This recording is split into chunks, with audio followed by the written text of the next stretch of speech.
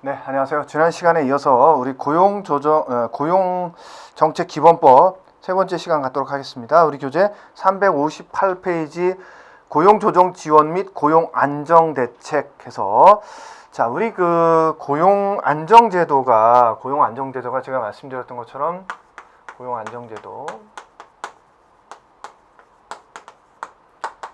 고용창출도 있고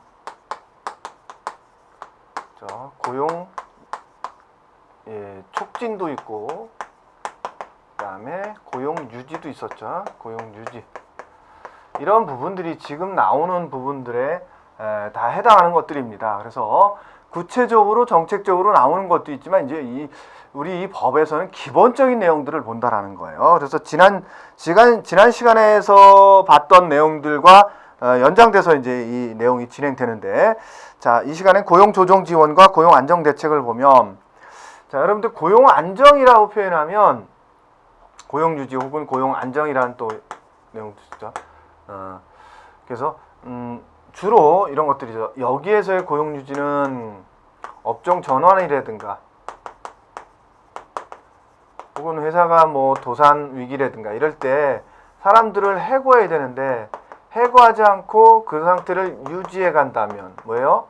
지원금을 주겠다라는 거죠. 이런 것들이 고용 유지나 뭐 이런 쪽에서 나오는 거죠. 그래서 그러한 부분들 그럴 때 어쨌든 고용 조정에 대해서도 지원해주고 고용 안정 대책에 대해서도 수립하겠다. 그럴 때 여러분들이 그 회사가 어렵거나 경제 이제 불경기 때 여러 가지 이제 국가에서 정책을 피는데 그러한 부분들에 대한 것들입니다. 그래서 첫 번째 업종별, 지역별 고용조정 지원은 노동부 장관은 국내외 경제사정의 변화 등으로 고용사정이 급격히 악화되거나 악화될 우려가 있는 업종 또는 지역에 대해서 다음의 사항을 지원해 줄 수 있다 해서 사업주의 고용조정을 지원해 준다든가 근로자의 실업 예방과 관련된 정책을 핀다든가 실업자의 재취업을 촉진하는 어떠한 지원사항을 해준다든가 그 밖에 고용안정과 실업자 생활 안정을 위해서 필요한 지원 정책을 필 수 있다라는 거죠. 그 다음에 지원 대상의 업종과 지역 해서 지원할 때 특별하게 지원해줘야 될 업종과 혹은 특별하게 지원해줘야 될 지역을 구분해서 볼 수도 있다라는 거죠. 그래서 사업의 전환이나 사업의 축소, 정지, 폐업으로 인하여 고용량이 현저히 감소하거나 감소할 우려가 있는 업종 해서 우리가 이제 예전엔 있었는데 지금 없어진 것들이 있을 수도 있죠. 예를 들어서 뭐 섬유산업이라든가, 그죠? 그럼 섬유산업에 종사했던 사람들은 이제 업종이 될 수도 있겠죠. 근데 또 지역이 될 수도 있습니다. 예를 들어서 여러분들 거제도가 뭘 유명한지냐면 조선산업이 유명한데요. 그래서 뭐 삼성중공업이니 뭐 현대중공업이니 이런 것들이 굉장히 많이 몰려 있는 지역이에요. 그러면 이 지역에 조선산업이 불황을 겪게 되면 이 지역 자체를 지원해줘야 되는 그러한 경우도 발생할 수 있다라는 거죠. 그죠? 그래서 업종이 됐든 지역이 됐든 그렇게 나눠서 볼 수 있을 때 첫 번째는 업종이었던 거죠. 사업의 전환이나 사업의 축소, 정지, 폐업으로 인해서 고용량이 현저히 감소하거나 감소할 우려가 있는 업종. 이래 업종이 특정 지역에 밀집되어 그 지역의 고용사정이 현저히 악화되거나 악화될 우려가 있는 지역으로서 그 지역 근로자의 실업 예방 및 재취업 촉진 등의 조치가 필요하다고 인정되는 지역. 여러분들 이게 시험 문제가 지문이 지역과 직종, 업종을 살짝 바꿔서 나오는 경우가 있어요. 그래서 그거를 좀 유념하세요. 그 다음에 세 번째, 많은 구직자가 다른 지역으로 이동하거나 구직자의 수에 비해서 고용 기회가 현저히 부족한 지역으로서 그 지역의 고용 개발을 위한 조치가 필요하다고 인정되는 지역. 그래서 이렇게 업종에 대해서도 지원해 줄 수 있고 또 지역에 대해서도 지원해 줄 수 있다. 이럴 때 지역과 업종을 지원한다고 고시할 때 이 업종과 지역만 할 것이 아니라 기간, 지원하는 기간도 함께 고시를 하라. 이게 이제 반가로 이번에 나오는 내용이고요. 그 다음에 노동부 장관은 이에 따라 업종이나 지역을 지정 고시할 때는 미리 관계 중앙행정기관의 장과 협의해서 고용정책 심의이죠. 정책 심의의 심의를 거쳐서 그 지역을 고시하거나 혹은 업종을 고시하라는 거죠. 그 다음에 고용재난지역. 예, 우리가 이제 주로 재해가 입으면 재해재난지역을 선포해봤어도 여러분들 고용과 관련된 재난지역을 선포한다 이런 얘기는 들어보지는 못하셨을 거예요. 그래서 이번에 이 법이 새로 생기는 법들입니다. 그래서 말 그대로 여러분들이 태풍이나 지진 혹은 뭐 가뭄, 홍수 이런 걸로 인해서 그 지역에 재난지역을 선포할 수 있잖아요. 그렇듯이 고용과 관련된, 그죠? 뭐 실업률이 급등한다든가, 그죠? 그 다음에 아니면 실업자가 급등한다든가 혹은 뭐 취업률이 급격히 떨어진다든가 등등등 이런 고용과 관련돼서 특별하게 그러한 문제가 있는 지역은 이제 고용 재난 지역으로 선포하고 지원해 줄 수 있다 이런 뜻인 거죠. 제가 아까 말씀드렸던 것처럼 뭐 거제도 같은 경우는 예전에 조선산업이 그랬었던 거고, 그다음에 예를 들어서 평택시 같으면 예전에 이제 쌍용차 때문에 해고자가 굉장히 급등했던 적이 있었어요. 쌍용차로 인해서. 그럼 이제 그런 지역에 대해서 예를 들어서 그렇다라는 거예요. 고용 재난 지역으로 선포하고 그 지역에 여러 가지 지원 정책을 필 수 있다라는 겁니다. 그래서 노동부 장관은 대규모로 기업이 도산하거나 구조조정 등으로 지역의 고용 안정에 중대한 문제가 발생하여 특별한 조치가 필요하다고 인정되는 지역에 대하여 고용 재난 지역으로 선포할 것을 대통령에게 건의할 수 있대요. 노동부 장관이 건의할 수 있다라는 거죠. 그럴 때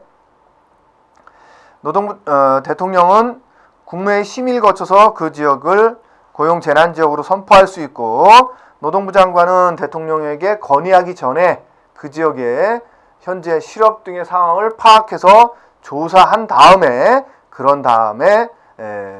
대통령에게 건의하라는 거고요. 그 다음에 고용 재난 지역으로 선포될 경우에는 행정상, 재정상, 금융상 여러 가지 특별 지원 대책을 받을 수 있다라는 거죠.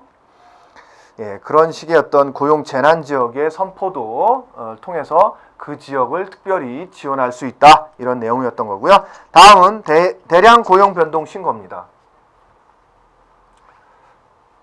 이건 이제 기업에 대해서 대량으로 고용이 변동되는 상황이 있으면 신고해라 이런 뜻인 거예요. 그래서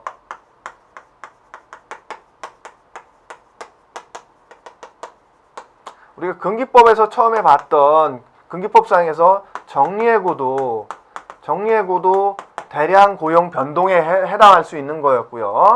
그 다음에 예를 들어서 업종 전환이라든가 혹은 뭐 신기술 도입하거나 기계로 전환하거나 뭐 이렇게 되면 사람들을 많이 바꿔야 되겠죠. 그래서 제가 삼천리라는 예시를 한번 들었었는데요. 그래서 삼천리가 광산을 하던 기업이었는데 도시가스로 바꿨다 그랬죠. 그랬을 때 이 광부가 업종이 변경되면서 도시가스 기사로 재취업하기가 어려운 거잖아요. 그죠? 그러면 이 광부들이 대량으로 해고가 되는 거죠. 그죠?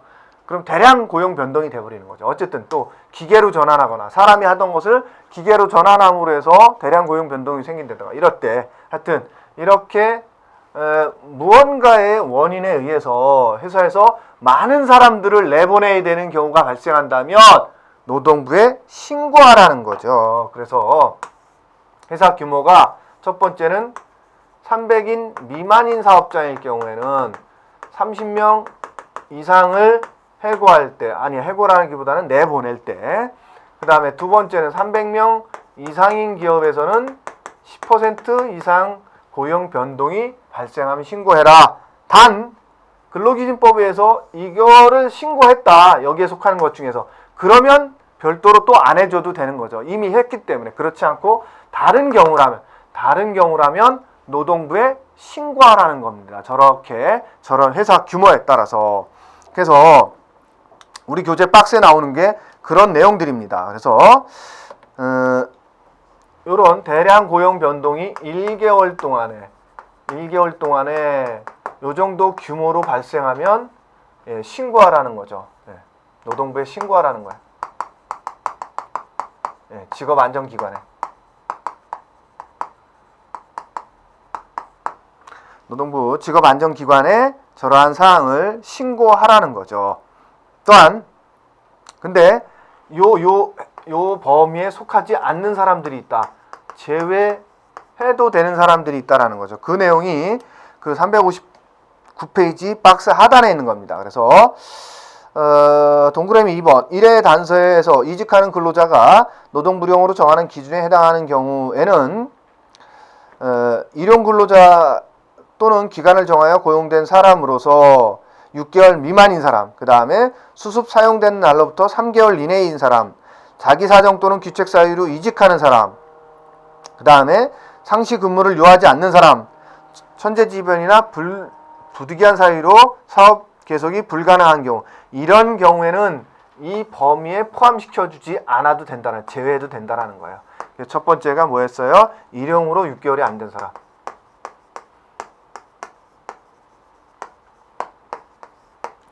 두 번째는 수습 사용으로 3개월이 안 된 자죠.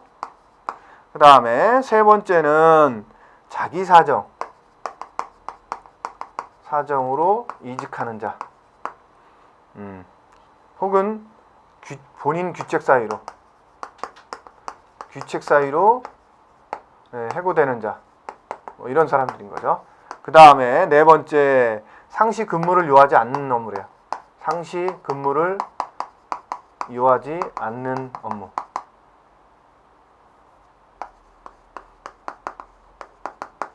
업무에 투입된 사람이겠죠. 그 다음에 기타 천재지변이나 등등으로 사업 계속이 불가능할 때,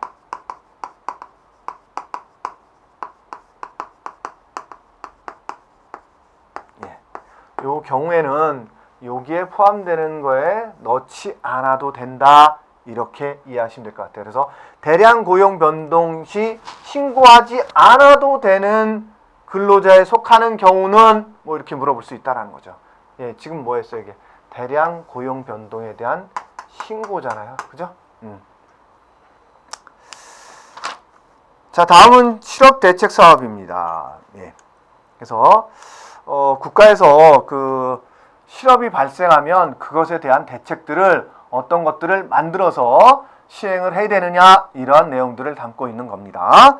자, 첫 번째 실업대책서. 노동부 장관은 산업별, 지역별 실업 상황을 조사하여 다수의 실업자가 발생하거나 발생할 우려가 있는 경우나 실업자의 취업 촉진 등 고용 안정이 필요하다고 인정되는 경우에는 관계 중앙행정기관의 장과 협의하여 다음 사항이 포함된 실업대책 사업을 실시할 수 있다 해서 실업대책 사업을 만들어서 시행할 수 있다라는 거죠.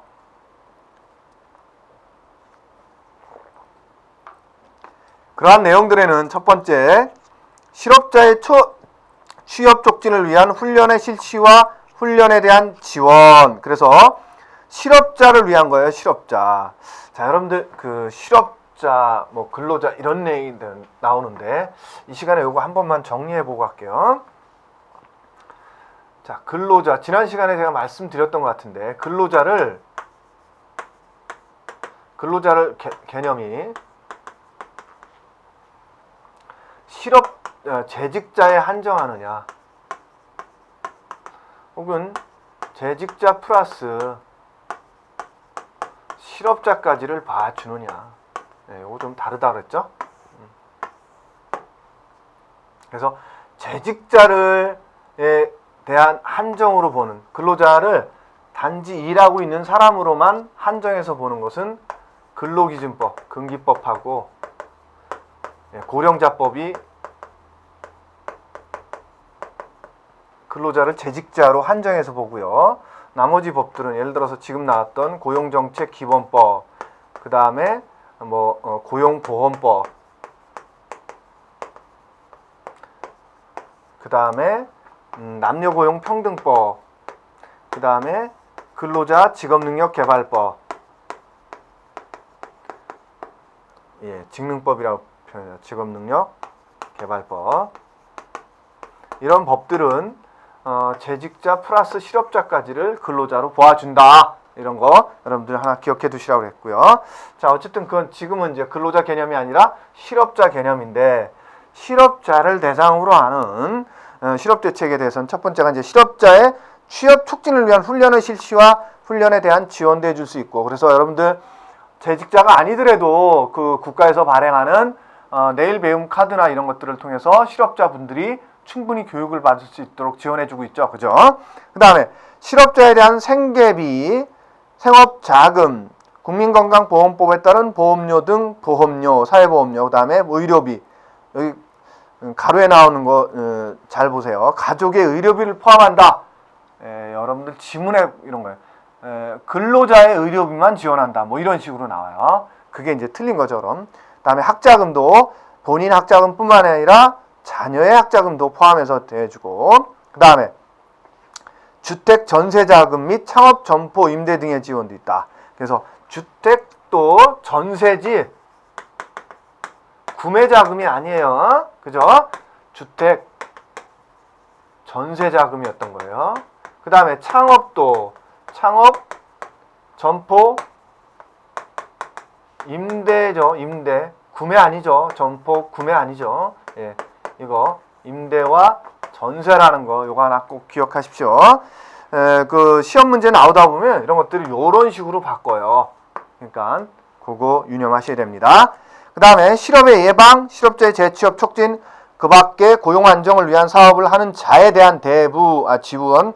그래서 꼭 실업자 그 본인한테만 지원해 주는 것이 아니라 실업자에 대한 사업을 하는 사람들이 있을 거 아니에요. 예를 들어 시민단체라든가 아니면 공적 일을 하는 공공기관은 아닐지라도 뭐 공익적 사업을 하는 기관들 중에서 실업자에 대한 지원 업무를 하는 기관들이 있을 거라는 거죠. 그죠? 기관. 이런 기관에 대해서도 지원해 주겠다라는 거예요. 실업자 본인에게도 지원해 주지만, 그죠? 이런 기관에 대해서도 지원해 주겠다라는 거예요. 그 다음에 고용 촉진과 관련된 사업을 하는 자에 대한 대부, 고용 촉진과 관련된 사업을 하는 자에 대해서 돈을 빌려주겠다. 국가에서. 그 다음에 실업자에 대한 공공근로사업, 그 밖에 실업 해소에 필요한 사업, 공익사업을 위해 실업자를 고용하는 취로사업 등 고용 촉진 사업을 하는 비영리 기관에 대한 사업, 그 밖에 실업대책의 사업의 일환으로 실업자나 그 가족에게 생계 지원이나 의료 지원 등 생활안정 지원 사업을 하는 비영리 기관, 네, 그렇죠. 이러한 기관, 실업자에 대한 지원 사업을 하는 기관, 이 기관에 대해서도 지원해 주겠다 이런 거죠. 그 다음에 노동부 장관은 대통령령으로 정하는 바에 따라 실업대책 사업의 일부를 근로복지공단에 위탁할 수 있대요. 근로복지공단에 위탁할 수 있는 겁니다. 이 사업을. 그 다음에 실업대책 사업의 실시에 필요한 사항은 대통령령으로 정한다. 어쨌든 자 그러면 그 위에 근로복지공단에 위탁할 수 있고, 그 다음에 1과 2를 적용함에 있어서 6개월 이상의 기간을 정하여 무급으로 휴직한 사람은 실업자로 보아준다. 예. 그래서 실업자로 볼 수 있는 사람 중에는 통계적으로 통계상으로 보면 재직자예요. 재직자인데 6개월 이상의 무급 휴직을 하고 있는 사람이 있다. 그럼 이 사람도 실업자로 인정해 주어서 실업자에게 돌아가는 혜택을 주겠다. 이런 뜻으로 이해하시면 될 것 같습니다. 그 다음에 그 밑에 있는 박스에 있는 건 뭐냐면 실업대책 사업에 포함되어야 되는 사업은 어떤 사업이냐. 그래서 특정한 사업을 지금 여기선 얘기하지 않았었죠. 그죠? 그렇다면 실업대책 사업